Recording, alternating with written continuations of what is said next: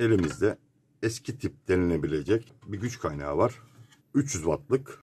Bu güç kaynağını modifiye edeceğiz. Güçlendireceğiz. Birçoğunuzun merak ettiği ısıya duyarlı fan devresini gösteriyorum. Bu ilk defa denenmiş bir uygulamadır. Bunun bir örneği dünya genelinde yoktur.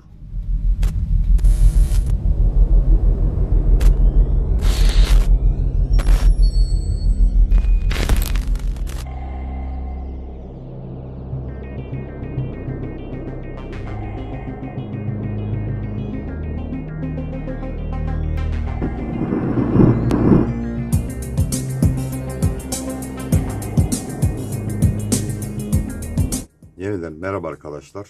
Elimizde eski tip denilebilecek bir güç kaynağı var.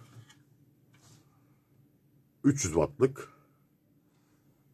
Bu güç kaynağını modifiye edeceğiz. Güçlendireceğiz. Tüm kondansatörleri Japon yapacağız. Çin kondansatörlerin tümünü sökeceğiz. Zaten belli. Daha önceki videolarımda bahsetmiştim. Capscon'un şişmeyen, patlamayan kondansatörünü görmemiştim. İşte bu da aynı. Gerçi hani bu güç kaynağı aslında ömrünü tamamlamıştır. Buna saygı duymak gerekir. Ama sonuçta bu şekli almamalı kondansatör. Ayrıca ısıya duyarlı fan devre yapımını da gösterebilirim. Yetişmezse bir sonraki videoya aktarabilirim. Etikette de gördüğünüz gibi bu güç kaynağı 300 watt değerinin üstüne çıkabilecek mi? Yapmış olduğumuz çalışma bize sonuç verecek mi? Hemen geçelim.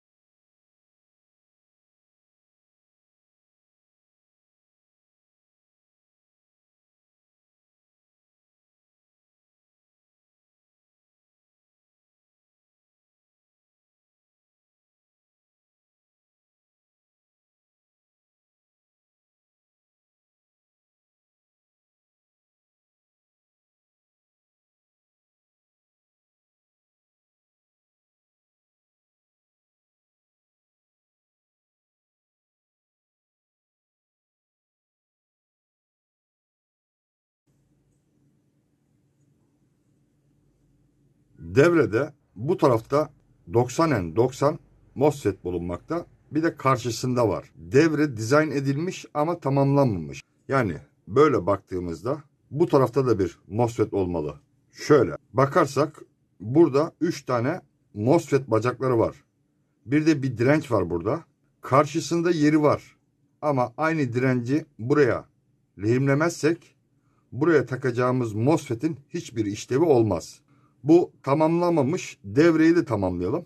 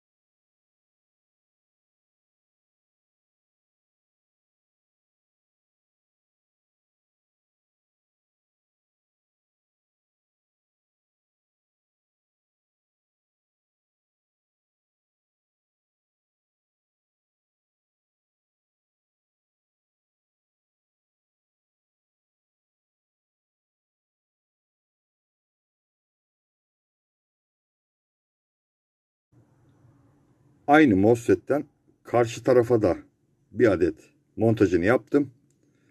Burada bir direnç vardı. Aynı dirençten buraya da ekledim. Buradan yolu takip ettim. Buradaki dirence bağlanıyor. Burada bir bölücü var. Aynı dirençten şu yolu takip ederekten aynı dirençten buraya da montajını yaptım. Buradaki bölücü tek yolla buradaki PWM kontrolcüsünün bacağına gidiyor. Yani iki MOSFET'i kontrol ediyor, denetliyor. Herhangi bir kısa devre ya da ısınma ya da aşırı voltaj gibi durumlarda bu PWM kontrolcüsü burada, yani şu arka tarafta, şu gördüğünüz kontrolcü tüm denetimi sağlıyor buradan. Bu şekilde tamamladım. Bir de söylemeyi unutuyordum. 2 adet bu Çin kondansatörlerden vardı. Bunlar ileriki zamanda patlayacak. Bunların yerine Nippon'un 250 volt 680 mikrofaradlık 2 adet kondansatör montajını yaptım. Yani 220 volt katında neredeyse işimiz bitti.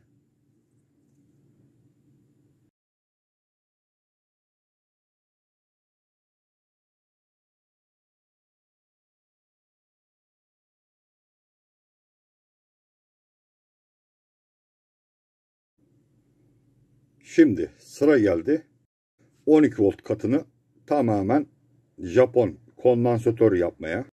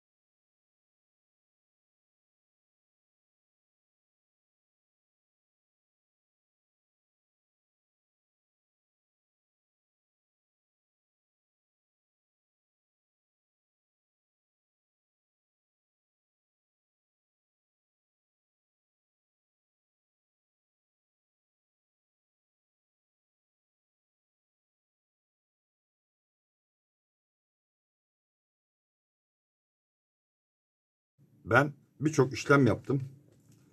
Mesela 6 artı 2 8 pin 2 adet ekran kartı güç kablosu montajı yaptım.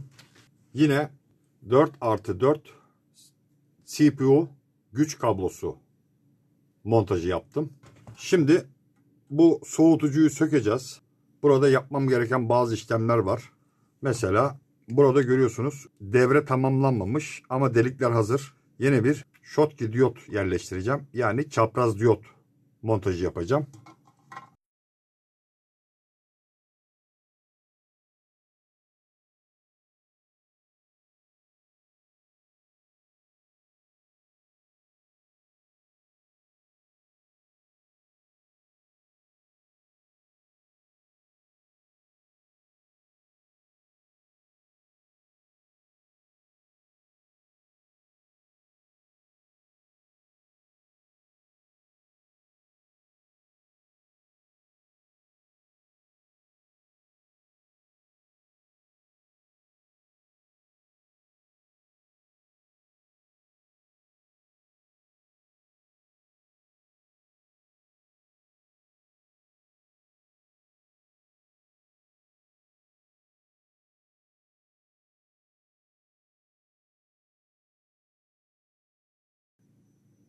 Fanı temizleyelim, ışıklandıralım.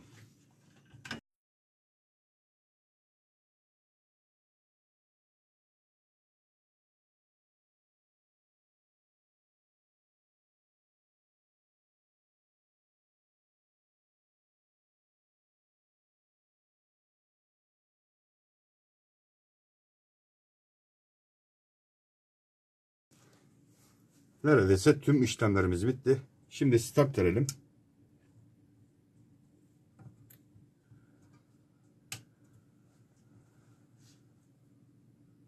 Start veriyorum. Haydi bismillah.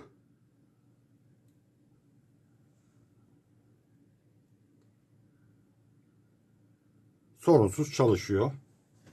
5 volta bakalım. Geliyor. 3 volta bakalım. Geliyor. Geri besleme 12 volt. Geliyor. Bekleme modu. O da geliyor. Evet. Bunu şimdi hemen toplayalım.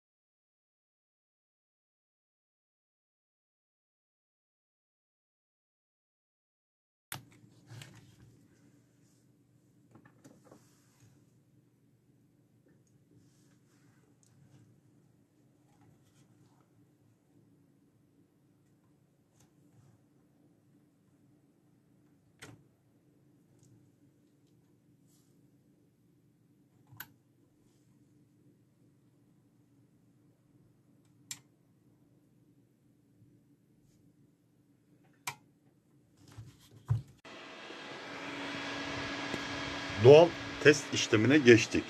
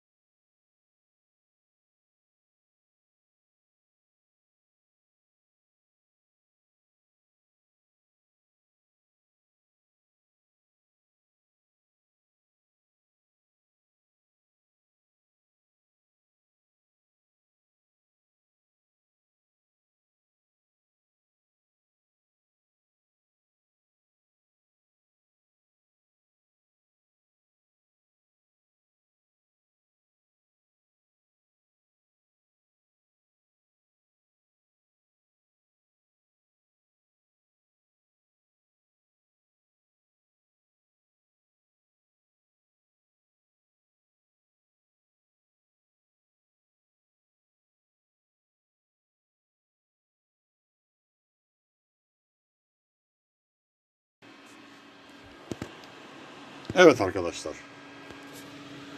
Gördünüz. 400 wattın üzerine çıktık. Gayet stabil çalışıyor. Yani verdiğimiz bu kadar emek boşa gitmedi. Evet arkadaşlar, birçoğunuzun merak ettiği ısıya duyarlı fan devresini gösteriyorum. Bu ilk defa denenmiş bir uygulamadır. Bunun bir örneği dünya genelinde yoktur. Bunun avantajı şudur. Transistörü ısıtmaz. Herhangi bir alüminyum soğutucuya gerek yoktur. Şimdi deneme yapalım. Bu fan eksi ve artı bağlıyorum. Voltajını kontrol ediyorum. Şu anda ne kadar voltaj geliyor? Yaklaşık 220. Fark ettiyseniz enerji çıkışını güç kaynağından aldım.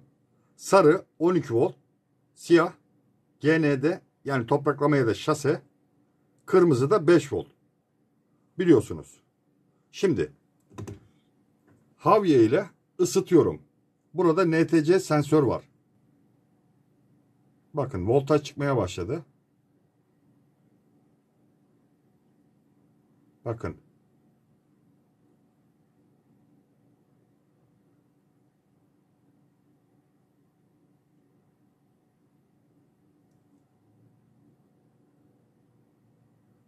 Soğuduğunda tekrar duracak. ısınma yoktur.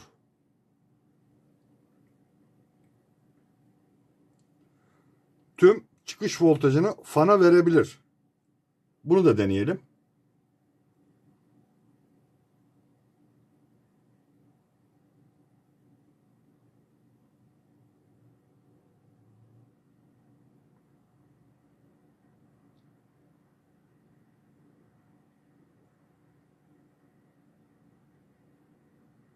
Bakın. Tüm çıkış voltajını direkt fana verdi. NTC sensör. Hiç kayıpsız.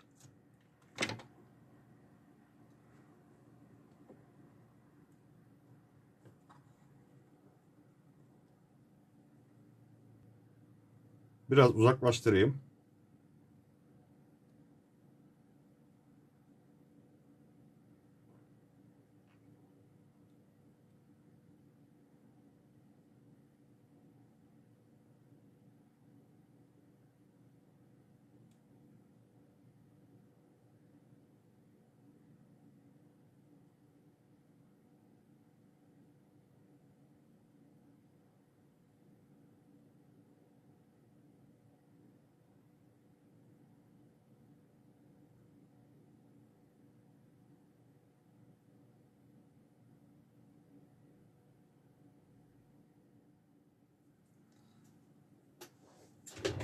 Evet arkadaşlar.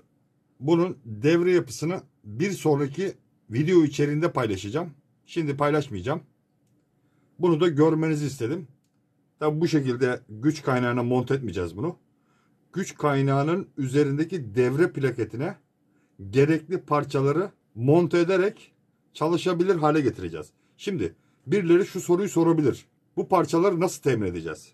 Şimdi öncelikle elinizde böyle eski tip hurda diyebileceğimiz güç kaynağı devreleri olacak. Burada görüyorsunuz yeşil renkte şurada NTC sensör var. Yeşil 10K'lık. Mesela bunu buradan sökebilirsiniz eski güç kaynağından. Oldu mu elimizde bir NTC sensör? Tamam. Geriye burada 2 tane direnç var. Bir transistörün üzerinde bir de NTC sensöre bağlı. Bu 2 direnci de yine aynı şekilde eski güç kaynaklarından temin edebilirsiniz. İlla da satın almanıza gerek yok. Bu transistörü size anlatacağım. Modelinin ne olduğunu bir sonraki videoda. Burada bu diyotları da anlatacağım. Bu diyotları da aynı şekilde güç kaynağı üzerinden temin edebilirsiniz. Yani bir tek satın alacağınız parça bu transistör olacak. Bunun da muadilleri var. Belki elinde farklı modelleri olanlar olur. Onları da anlatacağım.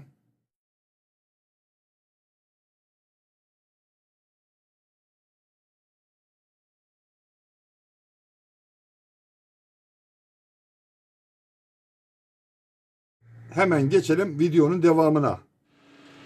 Bu güç kaynaklarını eski demeyelim. Kısaca elimizde buna benzer eski tip güç kaynağı varsa videoda bahsettiğim gibi güçlendirebiliriz, modifiye edebiliriz, kullanabiliriz. Parası olan yeni nesil güç kaynağı satın alabilir. Benim amacım parası olanla değil, parası olmayan, elinde imkanı olmayan insanlarımız için. Benim amacım maddi imkanı kısıtlı olanlar. Benim kazanmak istediğim bunlar.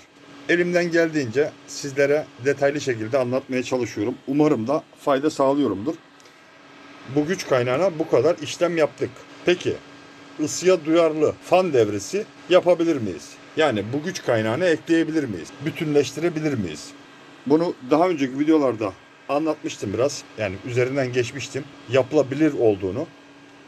Evet arkadaşlar, bu videomuzun da sonuna geldik. Bu ve buna benzer değişik enteresan içeriklerin gelmesini istiyorsanız kanalıma abone olun. Destek vermeyi de unutmayın. Beni izlediğiniz için hepinize teşekkür ederim. Hepiniz Allah'a emanet olun.